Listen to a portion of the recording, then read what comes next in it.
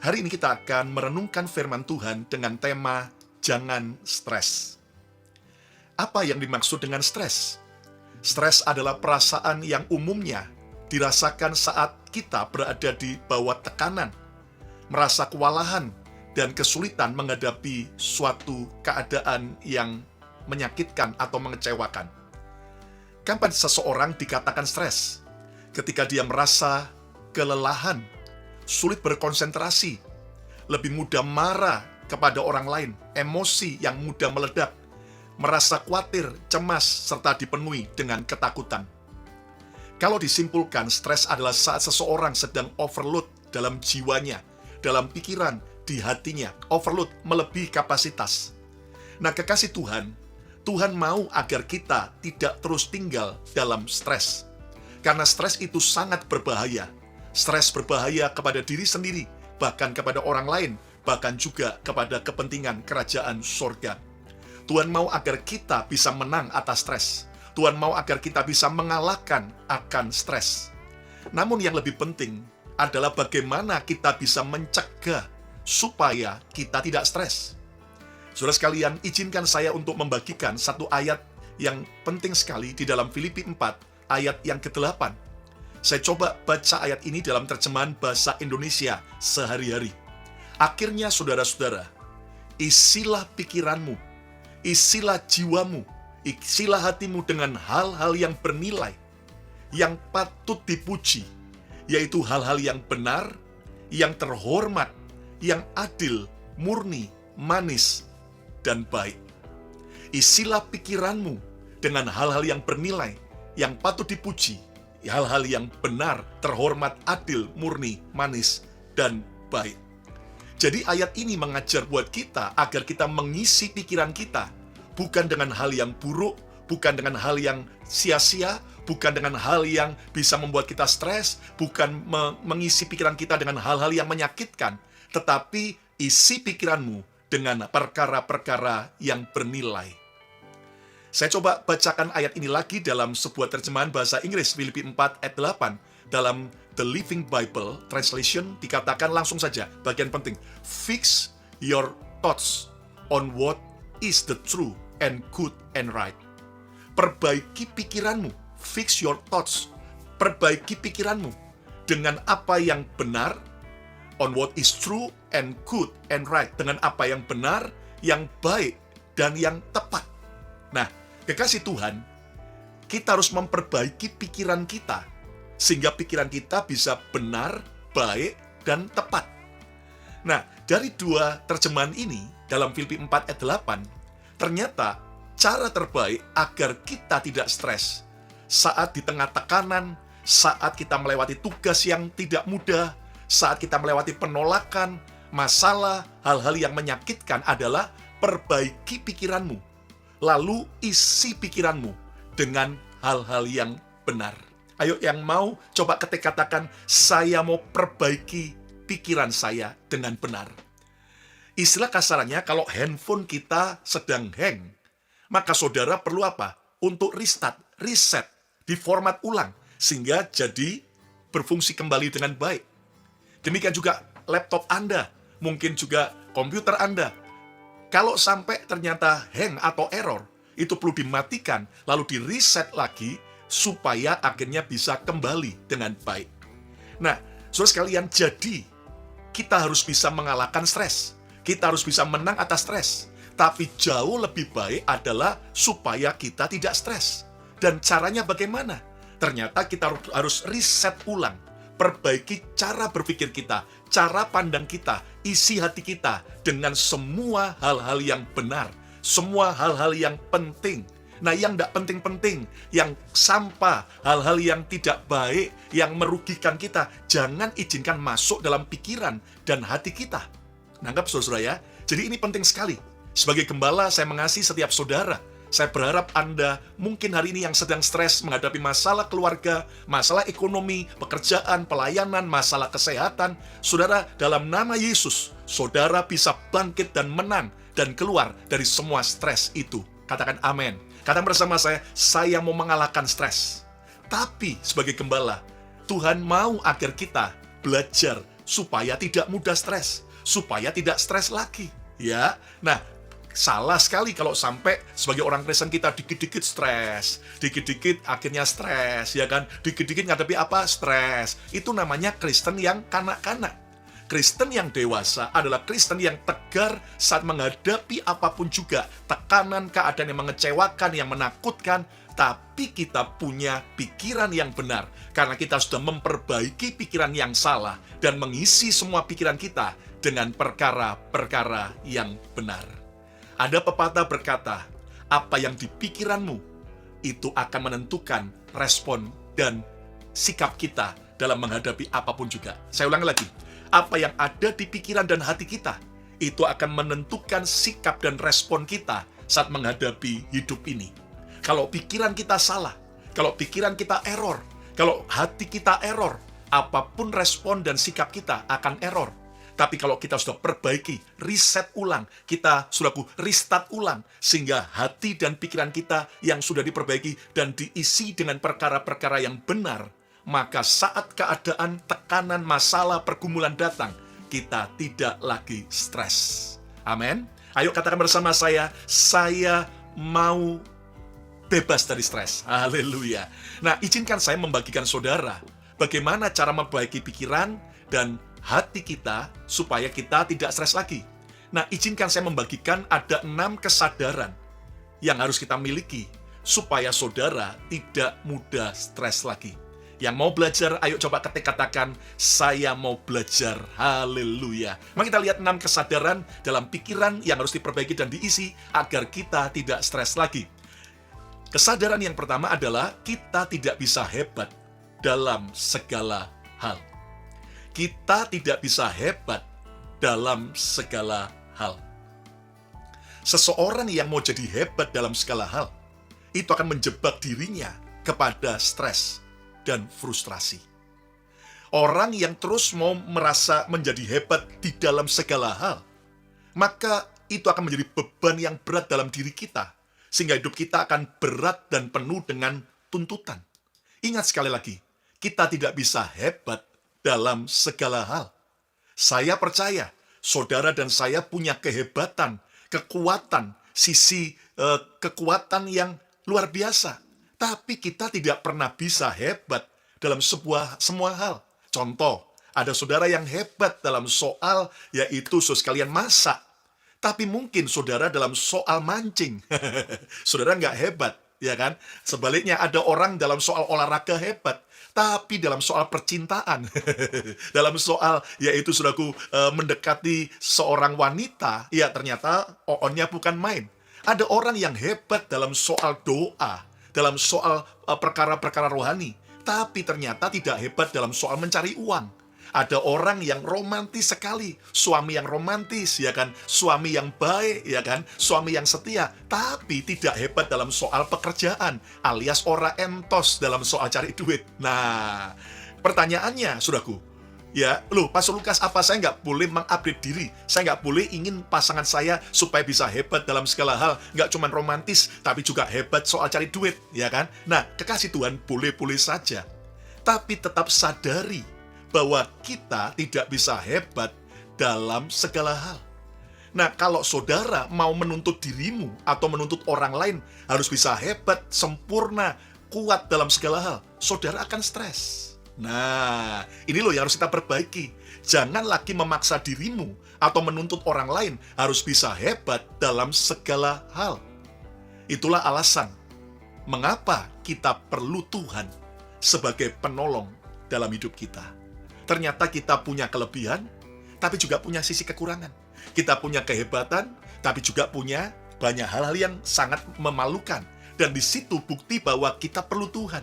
Coba bayangkan kalau Anda sudah hebat dalam segala hal. Soal kesehatan hebat, soal pernikahan hebat, soal mendidik anak hebat, soal kerohanian hebat, pekerjaan hebat, pelayanan hebat. Saya mau tanya, ayo, saudara masih perlu Tuhan nggak? Ya kan? Justru saat kita sadar, iya, aku punya sisi kehebatan, tapi juga aku sisi kekurangan. Udah, aku nggak boleh stres. Aku harapkan pertolongan Tuhan. Ini pertanda bahwa kita juga perlu pertolongan orang lain.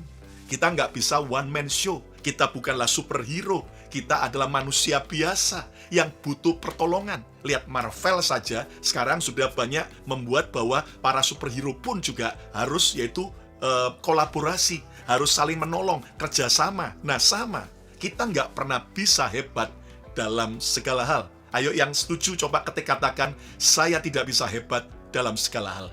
Nah ini akan membuat saudara sadar saat engkau tidak bisa hebat dalam suatu bidang tertentu, maka saudara tidak stres.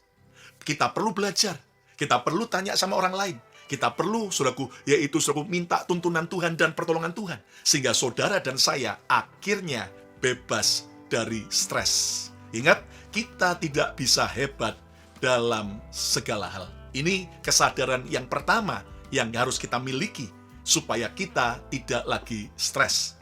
Nah, kebenaran yang kedua, supaya kita tidak stres, saudaraku, yaitu jangan pikul semua beban sekaligus. Jangan pikul semua beban sekaligus. Sekuat-kuatnya seseorang akan rontok juga saat semua beban dipikul sekaligus. Lihat, biar dia seorang bodybuilder, dia seorang, saudaraku, seorang olahragawan yang hebat. Coba kalau dia angkat semua beban yang ada di gym sekaligus, hancur. Nah, ingat selalu bahwa kekuatan Tuhan tidak terbatas. Namun ingat, kekuatan kita ada batasnya. Saya ulangi lagi. Ingat selalu bahwa kekuatan Tuhan tidak terbatas. Tapi kekuatan kita ada batasnya. Nah, jangan hidup melampaui batas kekuatan dan kemampuan saudara. Jangan pikul semua beban sekaligus. Amin. Nanti stres. Beban masalah anak, masalah suami, masalah istri, masalah pelayanan, masalah kerjaan, masalah mertua, masalah kesehatan, dipikirin terus setiap hari bersamaan. Ya stres. Ingat bahwa Yesus berkata, kesusahan sehari cukuplah untuk sehari. Besok urusan besok. Artinya begini, saudaraku, bukan berarti bahwa kita nggak peduli tentang hidup kita, cuek, enggak. Tapi Yesus mengajar, kesusahan kemarin, ya jangan dipikul hari ini juga. Kemarin, move on, ya kan? Sudah pes, hari ini yang kita fokus. Amin. Lalu besok, ya urusan besok. Kita boleh dan harus well prepare, persiapan dengan baik, perencanaan. Tapi beban besoknya itu jangan dipikul sekarang. Anak masih 10 tahun, tapi sudah mikir, nanti kalau dia kuliah uangnya gimana, nanti kalau dia nikah bagaimana, nanti jodohnya kayak apa, nanti dia kerja apa. Loh, saudara sekalian, lalu kita stres. Kenapa? Karena anak masih 10 tahun. Tapi 20 tahun ke depan, kita pikul hari ini. Nah, itu kan namanya konyol. Nah, mari kekasih Tuhan. Tuhan mau kita sadar. Elevator saja kalau ya kepenuhan akan bunyi apa? Tet, ya kan? Maka orang yang terakhir harus keluar. Nah, sama halnya, jangan pikul semua beban sekaligus. Ya, apa yang Anda bisa selesaikan sekarang, ini selesaiin dulu. Yang belum, entar. Ya, bukan berarti kemudian kita cuek loh ya. Tapi saudaraku, ingat bahwa tidak semua masalah bisa kita selesaikan sekaligus. Tapi perlu satu demi satu. Tuhan Yesus saja, saudaraku, ya kan, memberikan sebuah contoh bagaimana, saudaraku, dia tidak langsung menyembuhkan semua orang sakit, dia tidak langsung buat mujizat, tapi step by step. Nah, sama, kita jangan pikul semua beban sekaligus supaya nggak stres, ya. Makanya, saudaraku, hari ini belajar yuk, fokus kepada hari ini. Ya, beban yang kemarin, rasa sakit, luka, kecewa, trauma, sudah lepaskan pengampunan, lepas saja, serahkan ke Tuhan hari ini. Ya, kita perbaiki, kita jadi lebih baik, penuh semangat. Nah, besok, itu urusan besok. Kita tetap perlu perencanaan, well prepare. Tapi, saudaraku, jangan sampai beban kekhawatirannya, beban ketakutannya, beban masalahnya, sudah kita pikul hari ini. Ya, ayo coba ketik katakan, beban hari ini itulah yang aku hadapi. Amin, saudaraku. Ya, besok urusan besok. Kemarin sudah, ya, let it go. Selesaikan, buang. Yang ketiga, kesadaran yang agar kita tidak stres adalah kita tidak bisa menyenangkan semua orang. Kita tidak pernah bisa menyenangkan semua orang. Berusaha bisa menyenangkan semua orang akan membuat kita stres. Percayalah bahwa hidupmu akan baik-baik saja, walaupun ada orang yang tidak suka denganmu. Ini yang harus kita kenali. Kita nggak bisa menyenangkan semua orang. Jadi kalau ada orang senang dengan saudara, puji Tuhan. Tapi kalau ada orang nggak senang dengan saudara, ya sudah, hidupmu tetap akan baik-baik saja kok. Walaupun ada orang senang dan ada yang nggak suka. Jangan pernah kemudian saudara berobsesi, pokoknya semua orang harus suka sama saya. Itu akan membuat Anda stres. Betul? Ya kan? Hidup ini biasa. Ada follower, ada lover kita, tapi juga ada haters kita. Tapi juga ada orang yang nggak cuek buat kita. Ada orang yang menghargai kita, tapi juga ada orang yang tidak menghargai kita. Nggak masalah. Itu nggak akan boleh mengganggu hidupmu. Percayalah, hidup kita tetap baik-baik saja saat ada orang lain yang nggak suka dengan kita. Nah, persoalannya, kita ini mudah terganggu, lalu berobsesi. Aku harus bisa menyenangkan semua orang. Bro, sis, kita nggak pernah bisa senangkan semua orang. Ya kan? Coba kalau nggak percaya. Lihat, saya sebagai hamba Tuhan, nggak semua orang suka mendengar khotbah saya. Saya sadar itu, ya kan? Tapi juga ada orang suka dengar khotbah saya. Ada orang lebih suka khotbah hamba Tuhan A.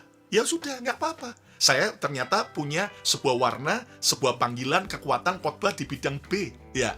Nah, ketika ada orang nggak suka dengan khotbah saya, suka dengan khotbahnya A, apakah itu membuat saya kemudian tidak bisa hidup? Lah, kan nggak begitu. Terus saja. Nah, sama halnya, saudaraku. Saya masih ingat saya ketika memimpin pujian, ya, ketika tahun 91 mulai memimpin pujian di Betani Surabaya, di Manyar.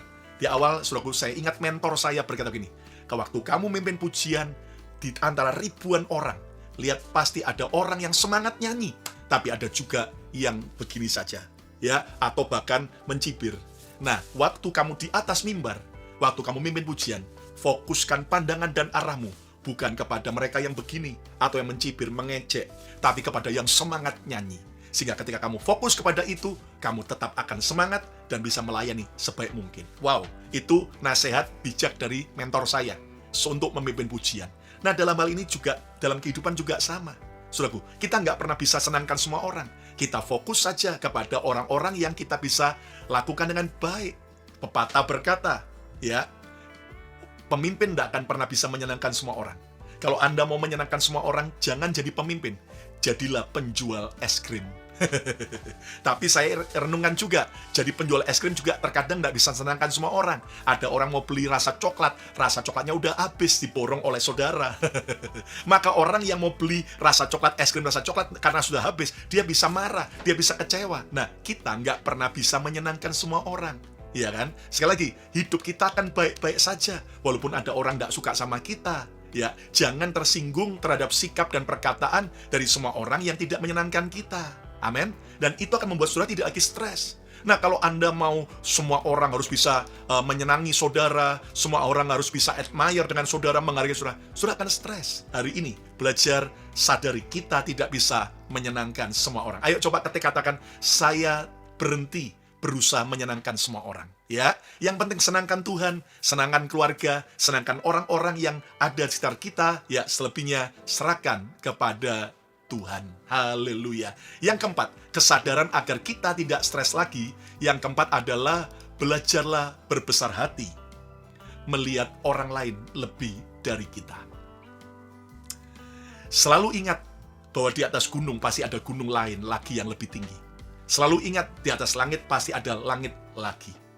Nah, belajarlah untuk memiliki kebesaran hati. Saat melihat orang lain lebih dari kita, lebih berhasil, lebih sukses, lebih bahagia, lebih kaya, lebih pandai, lebih cantik, lebih ganteng, lebih diurapi, lebih banyak followernya. Nah, belajarlah berbesar hati melihat orang lain lebih daripada kita. Kita harus belajar dari kelebihan orang lain. Tapi jangan jadikan itu sebagai standar untuk dirimu. Aku harus bisa seperti dia, aku harus bisa. Stres, bro, ya kan? Jangan terjebak kepada persaingan yang konyol, yang tidak perlu, ya kan? Kita kadang-kadang, saudaraku, sebagai anak Tuhan, orang itu kok bisa begitu ya? Aku harus dia bisa kayak begitu, harus melebihi. Lalu kita terjebak pada kompetisi yang konyol. Dan itu akan membuat kita stres. Ya, makanya kenapa di survei roda mobil bagian belakang, ban belakang lebih cepat gundul, lebih cepat habis kembangannya dibanding roda mobil depan. Kenapa? Karena roda mobil belakang stres sampai gundul, sibuk memikirkan kapan saya bisa nyusul ban depan. Nah, saudara sekalian, jangan sibuk bersaing, jangan sibuk mau mengalahkan orang lain, lalu kita iri lihat kehebatan orang lain, kita marah lihat orang lain lebih hebat dari kita. Jangan, bro, sis. Tuhan mengajar, bersukacitalah dengan mereka yang sedang bersukacita. Menangislah dengan mereka yang sedang menangis. Nah, kebanyakan kita kebalik. Kita bisa menangis dengan mereka yang sedang menangis, tapi kita ikut menangis saat orang lain bersuka cita. Kenapa dia hebat? Kenapa dia begitu? Kok saya tidak? Nah, ini adalah hal yang bodoh, yang membuat kita bisa stres. Jadi, saudara sekalian, belajarlah berbesar hati, melihat orang lain lebih dari kita. Syukuri dan berterima kasihlah atas semua keberhasilan orang lain. Coba lihat kalau ada gereja lain lebih dari kita, apakah kita punya kebesaran hati? Coba lihat kalau ada jemaat lain yang lebih sukses dari kita, apakah Anda punya kebesaran hati? Ayo kita belajar punya kebesaran hati. Apakah kita saat lihat orang jahat, lebih kaya, lebih berhasil, apakah kita punya kebesaran hati dan berkata, aku percaya bahwa Engkau Tuhan yang memberikan jatah bagi hidupku yang terbaik. Ayo yang mau, coba katakan, saya mau belajar berbesar hati. Ya, saat lihat orang di bawah kita, jangan sombong dan jangan menghina. Saat lihat orang di atas kita, belajar dari kebaikannya, kelebihannya, tapi jangan iri dan jangan berkompetisi. Haleluya. Yang kelima, kesadaran yang harus kita miliki agar kita tidak stres lagi. Yang kelima, hanya izinkan penciptamu yang memberi label dirimu. Hanya izinkan Tuhan penciptamu yang memberi label, yang memberi cap, yang memberikan sebuah, saudaraku, yaitu label dalam dirimu. Ingat, orang boleh bebas berkomentar apapun tentang diri kita. Tapi jangan izinkan mereka yang menetapkan label, status tentang siapa dirimu. Saya ulang lagi. Orang boleh bebas berkomentar apapun juga tentang kita. Tapi jangan izinkan mereka yang memberi label, yang memberi status tentang siapa dirimu. Hanya izinkan Tuhan penciptamu yang melabeli diri saudara.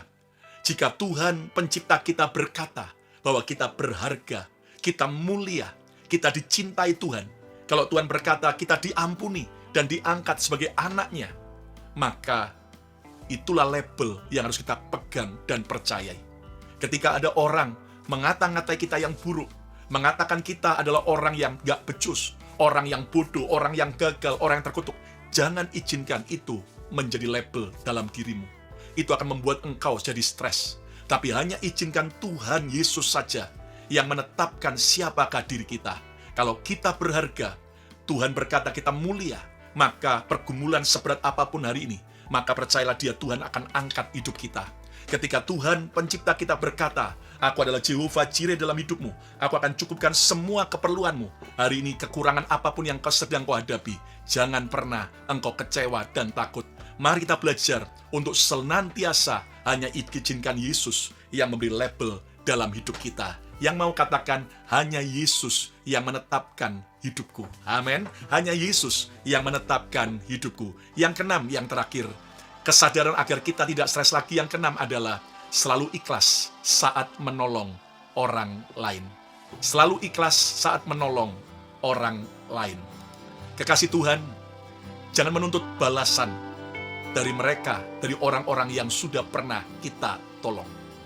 Tuhan mau agar kita ikhlas dalam menolong, ikhlas dalam memberi, ikhlas dalam melayani, ikhlas dalam melakukan apapun bagi orang lain. Jangan izinkan kebaikanmu menjadi hutang yang harus dibayar seumur hidup oleh orang yang pernah menerima kebaikan